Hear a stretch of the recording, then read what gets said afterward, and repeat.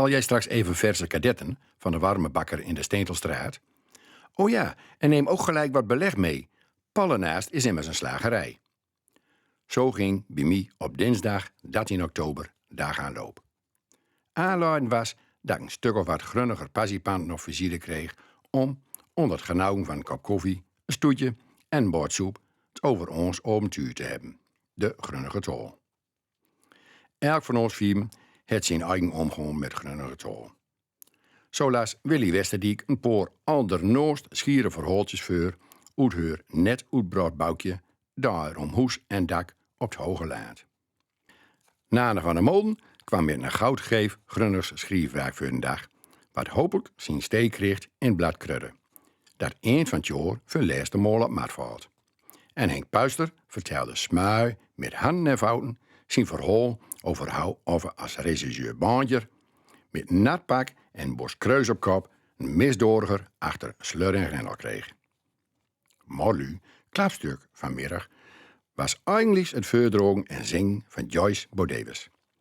Vol overgave zong Joyce ons zonnestipke het lied Arm Den Haag van Wieteke van Dort, of beter, Tante Lien. Het is een aandoenlijk verhaal over het lied en verdriet van veel Indische Hollanders naar de onafhankelijkheid van hun eigen Indonesië. Slim bijzonder dan ook houdt een jonge vrouw door van Twijgje Wietvoort op Riesvelden stond, ons zo eibels schier in het eigen Joyceaans grunners, haar verhalen en gedichten, met rokels gevuilig en smui op het haard leegt. Maar, oh ja, daar waren mijn bakker en slachterij in Stuytelstroot. Wat hebben die eigenlijk met ons grunners vandaan?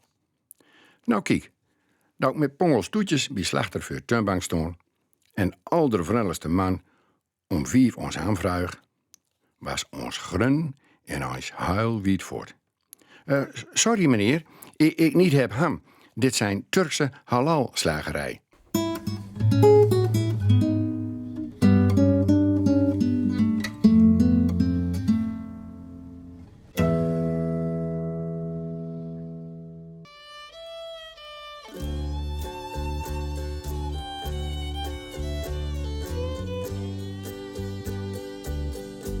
Arm Den Haag, dat is toch erg dat jij maar niet vergeten kan. De klank van Kronjong en van Gamelan. In het Indisch restaurant gonst het gesprek van alle kanten. Tempo dulu in dat verre, verre land. Ach, Kasian, het is voorbij. Kasian, het is voorbij. Den Haag, Den Haag, de weduwe van Indië ben jij. Ach, Kasian, het is voorbij. Kasian, het is voorbij.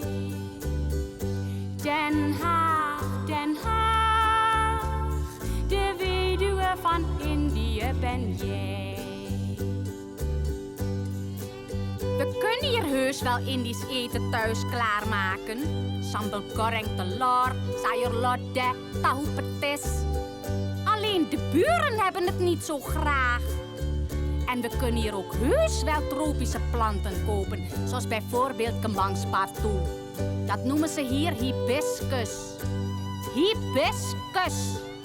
En allerlei varens, kanna's, gerbraas, orchideeën. Maar het staat hier in de huiskamer toch heel anders dan daar in de vrije natuur, ja? Trouwens gaan allemaal dood bij de kachel. Ach, Kasian, het is voorbij. Kasian, het is voorbij.